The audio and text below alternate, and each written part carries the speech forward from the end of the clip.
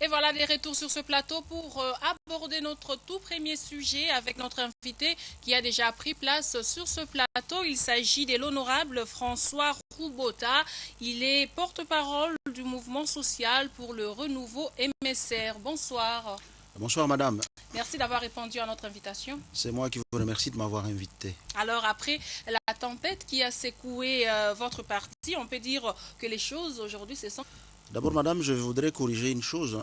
Dans la présentation, vous dites que je suis porte-parole du MSR. Non, je suis le secrétaire général du mouvement social pour les renouveaux, en sigle MSR.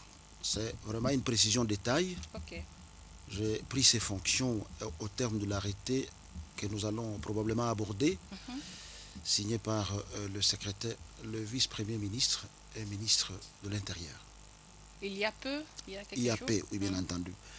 Vous aviez voulu dire que tout le vent est fini. Effectivement, je dois ici donner encore quelques précisions de taille parce que quand vous parcourez les rues et quand vous suivez les journaux, on semble dire que le MSR s'était dédoublé. Non, il n'y a pas eu de dédoublement du MSR. Le MSR est resté indivisible. Sauf qu'il y a eu des personnes, suivant leurs propres intérêts, avaient voulu prendre le parti et l'amener au niveau de l'opposition. Ce qui n'a pas plu à beaucoup de cadres. Une décision du reste qui avait été prise en dehors des organes habilités à la prendre. Nous sommes donc, nous, décidés de dire que non, nous ne sommes pas d'accord avec une telle décision. Un parti politique n'est pas une propriété d'une personne, c'est une propriété de plusieurs personnes. C'est-à-dire un patrimoine commun et non pas un patrimoine individuel. Alors présentement, M. Roubota, qui dirige les MSR? C'est moi-même qui dirige le MSR. Je vous ai dit que j'étais le secrétaire général du mouvement social pour les renouveaux. Donc c'est moi qui le dirige. Je suis secondé par 5 secrétaires généraux adjoints. Et comment les MSR, selon vous, a eu des élus depuis 2006 alors qu'ils n'avaient pas des reconnaissances légales parce que vous l'avez eu il y a quelques jours, comme vous l'avez précisé il y a un peu?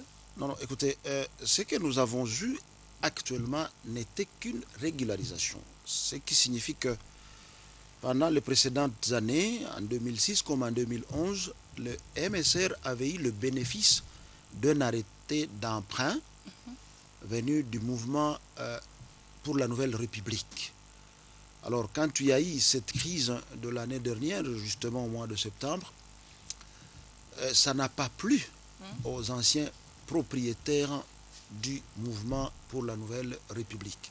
Ils se sont dit, non, écoutez, lorsque nous discutions de la manière dont nous allons conduire le parti, nous n'avions jamais convenu que le MSR devrait aller à l'opposition. Ce qui était convenu, c'est que le MSR, d'abord initié par le chef de l'État, devait l'accompagner dans sa vision politique. Mais s'est retrouvé au mois de septembre, les gens commencent à prendre une décision pour dire que le MSR devenait un parti de l'opposition, ce qui n'a pas plu exactement à ceux-là qui avaient prêté la forme juridique au mouvement social pour les renouveaux. Alors, à ce moment-là, le MNR s'était réuni en assemblée générale pour dire que non, nous retirons notre arrêté qui aidait au MSR de fonctionner. Alors, ce qui a été fait récemment n'était qu'une régularisation. Dès lors que le MNR retirait son arrêté, le mouvement social devenait une association de fait sans aucune personnalité juridique. Alors, nous sommes adressés au ministère compétent pour solliciter notre propre arrêté. C'est ce qui nous sera accordé.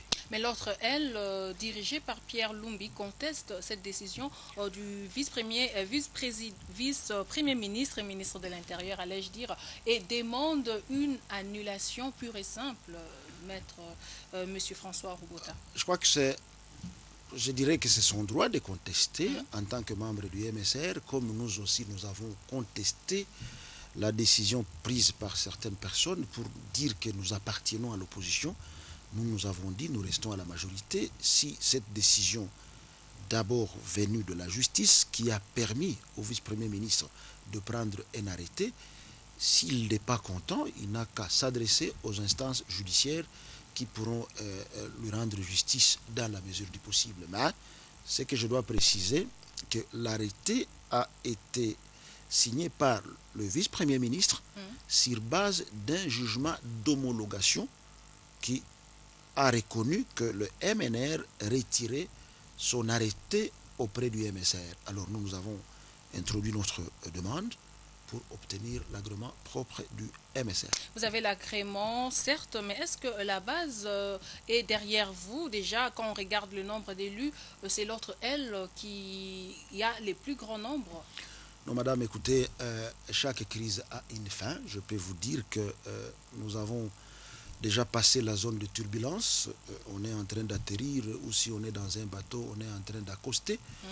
Je crois que vous êtes en train de suivre les images qui viennent de l'intérieur. Presque, il y a des déclarations qui viennent de partout, dans toutes les 26 provinces, pour nous soutenir, pour soutenir le chef de l'État, initiateur du MSR, pour désavouer les différentes personnes qui ont cru prendre, sur base de leurs propres décisions, prendre tous les cadres, tous les militants du parti et dire qu'ils les amenaient vers un port qui n'était pas le leur.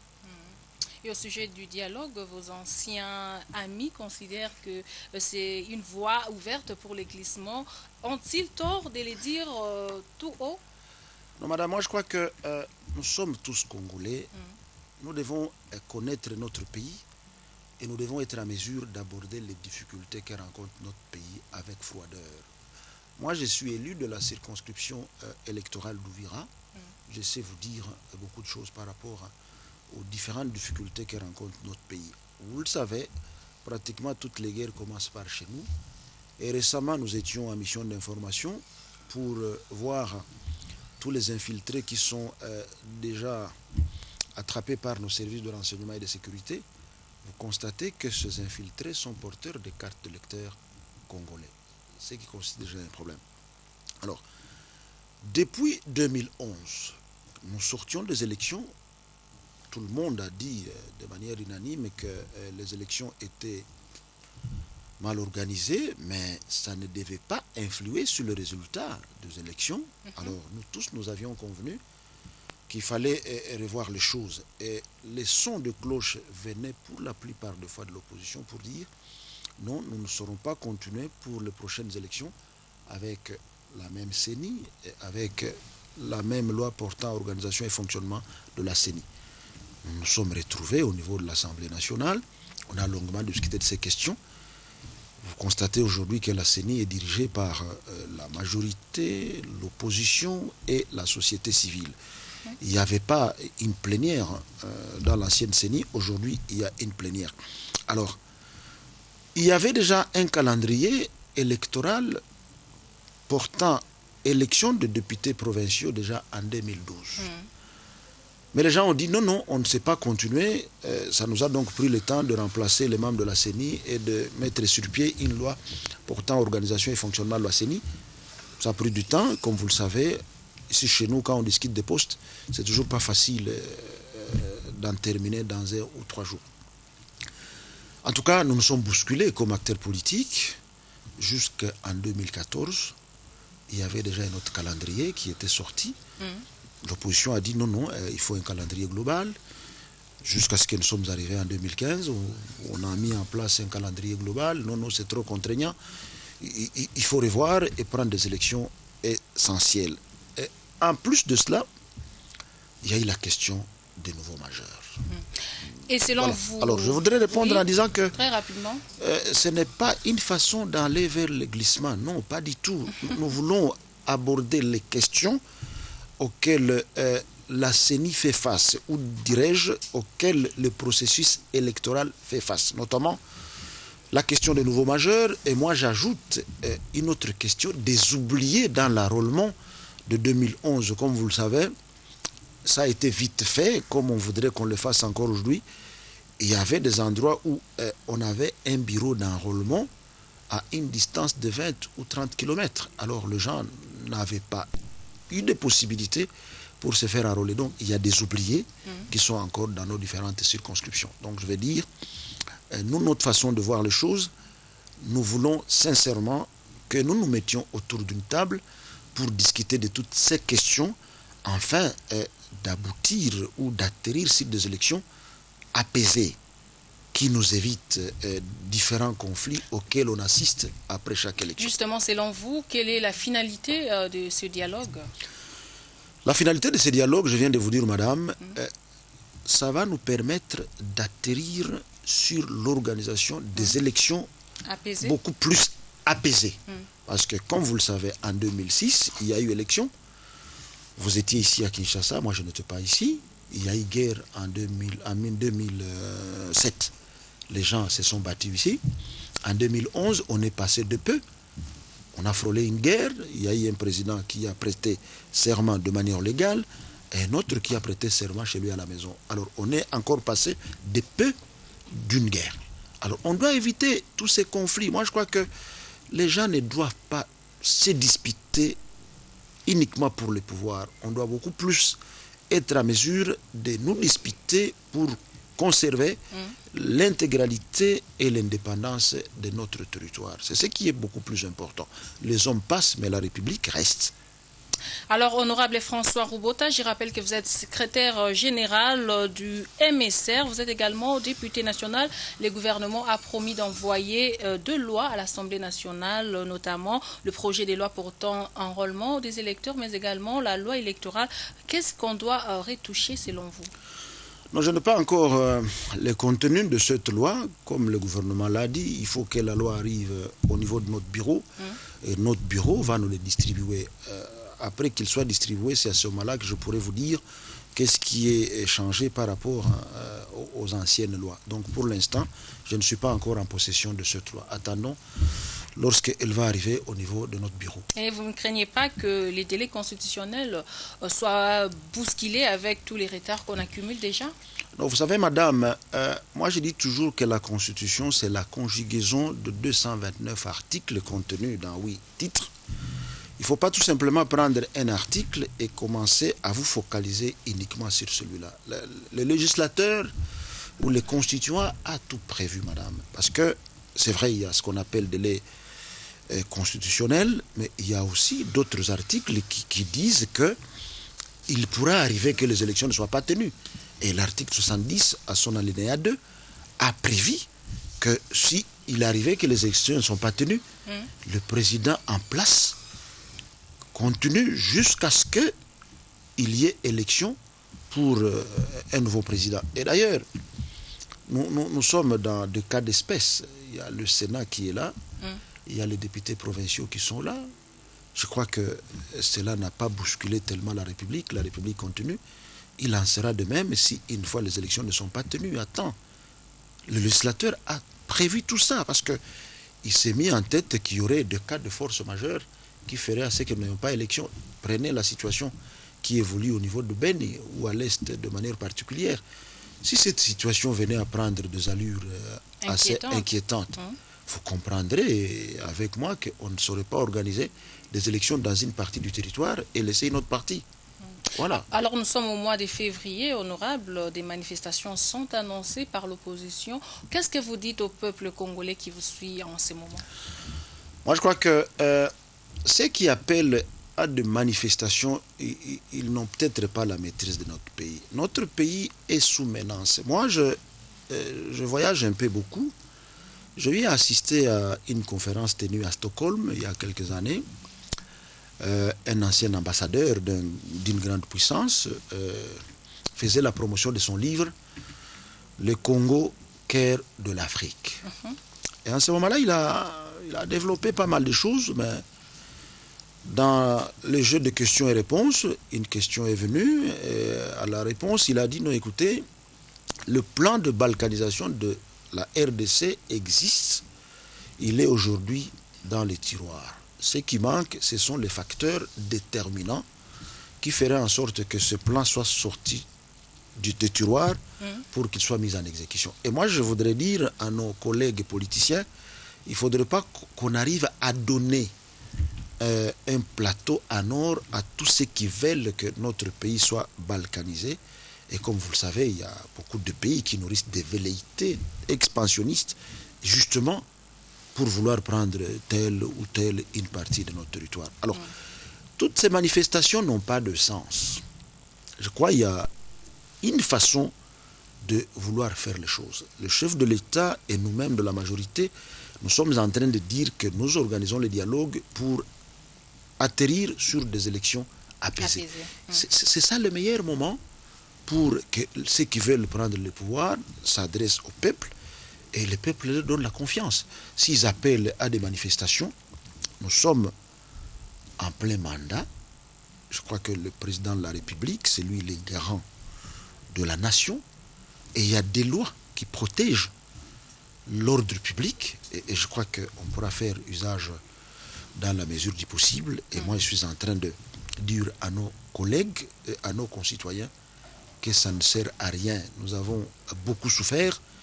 Il y a eu ici de pillages en 91, voire même en 92. Le tissu économique a été complètement détruit. Il ne faudrait pas qu'on en arrive à des situations comme ça. Alors, actualité oblige, M. Roubota. Hier à Bruxelles, le président de l'UDPS a rencontré Idem Kodio. Il a rejeté la facilitation d'Idem Kodio, n'est-ce pas? Un vrai blocage pour le processus vers le dialogue? En tout cas, moi, je ne dirais pas un blocage, parce que je suis aussi un acteur politique. Je crois que j'ai été étudiant ici. J'ai eu à suivre la situation politique de notre pays sous la Deuxième République. Je connais toutes les péripéties au travers lesquelles est passé l'UDPS et notre grand-père, Étienne Tshisekedi. Ça ne m'étonne pas, je dois vous dire. En 1991, il est nommé Premier ministre, oui. Il ne fera que 15 jours. En 92, on le nomme Premier ministre, il ne fera que 4 mois. En 93, on le nomme Premier ministre, il ne fera que 20 jours ou 15. Et en 1996, en 97, au mois d'avril, il est encore une fois de plus nommé Premier ministre, et cette fois-là, il ne fera que 5 jours. Alors, on nous dira que il n'a jamais exercé ses fonctions à cause de bruit avec le président Mobutu et aussi avec son entourage. Et moi, ça ne m'étonne pas, les connaissant. Et moi, j'aurais bien voulu lui conseiller que c'était pour lui une occasion de donner une bonne image qui serait historique pour le peuple congolais, qui ferait à ce que le peuple se souvienne de lui à toutes les fois. Comme on se souvient de Patrice Emery Lumumba, comme on se souvient de Mzee Laurent Désiré Kabila. Je crois aussi qu'il devait saisir la balle au bon et devenir au dialogue, avancer ses arguments, qu'on en discute, et par voie consensuelle, on arrive à quelque chose qui nous amènerait à des élections libres, démocratiques et surtout apaisées. Alors, moi je ne dirais pas que c'est un blocage. Je pense que nous de la majorité et d'autres acteurs politiques de l'opposition qui sont déjà d'accord pour le dialogue, nous devons nous mettre ensemble pour dialoguer. Et il pourra probablement nous rejoindre. Et je dois vous rappeler qu'en 2006, il avait refusé de participer aux élections, mais nous sommes allés aux élections. La République ne s'est pas arrêtée. En 2011, il n'a pas reconnu les institutions actuelles. Il a même dit qu'il demandait à ses députés au niveau de l'Assemblée nationale de quitter l'Assemblée nationale. Pour lui, il ne reconnaît pas les institutions et il ne reconnaît pas les députés qui sont au niveau de l'Assemblée nationale. Alors, mais tout ça, la République fonctionne. La République continue. Justement, M. Roubota, l'opinion se demande si avec ces volte-face d'Étienne Tshisekedi, le dialogue ne sera pas renvoyé à plus tard. Non, je crois que... Je crois qu'il y a peut-être quelques petits réglages qui sont en train d'être faits. Le dialogue sera convoqué et il sera tenu. Et moi, je crois que le chef de l'État, dans sa, je vais dire, sa bonne volonté de tendre la main à tout Congolais, parce que le pays, c'est à nous tous. Il n'y a pas ceux qui sont Congolais et ceux qui ne le sont pas. Le président a toujours exprimé cette volonté de mettre tout le monde autour d'une table pour que nous puissions discuter. Et moi, je crois que, comme je venais de le dire, le président Tshisekedi saisirait cette opportunité, saisirait cette occasion pour donner une image beaucoup plus positive de son passage politique au niveau de notre Mais pays. également de l'opposition politique. De l'opposition politique, oui, mais parce que de ces côtés-là, je sais aussi comprendre ce qui se passe. Ce n'est pas rose de ce côté-là aussi, parce que c'est toujours des disputes à toutes les fois qu'il y a des élections. Moi, je crois que le seul conseil que je peux donner, comme je venais de le dire, notre grand-père ferait bien de venir participer au dialogue et ça lui permettrait de laisser une bonne image à notre pays. Mais M. Roubota, Étienne Tshisekedi n'accepte pas la convocation unilatérale du dialogue. Qu'est-ce qui doit être fait selon vous? Cela a même été demandé par lui bien avant. Je crois que depuis 2012 ou 2013, 2014, beaucoup plus, le dialogue a été demandé par lui. Alors moi je crois que cette culture de penser qu'il n'y a que des Occidentaux qui ne peuvent que nous convoquer pour que nous puissions nous mettre autour d'une table, ça ne sert donc plus à rien de dire que nous sommes indépendants et nous sommes souverains. Alors, M. François Roubota, secrétaire général du MSR, je vous garde d'accord sur ce plateau. Il est temps pour moi de rappeler les différents titres qui dominent l'actualité sur nos antennes. Lesquels titres vous seront développés tout à l'heure à 19h par John Omombo Tokai.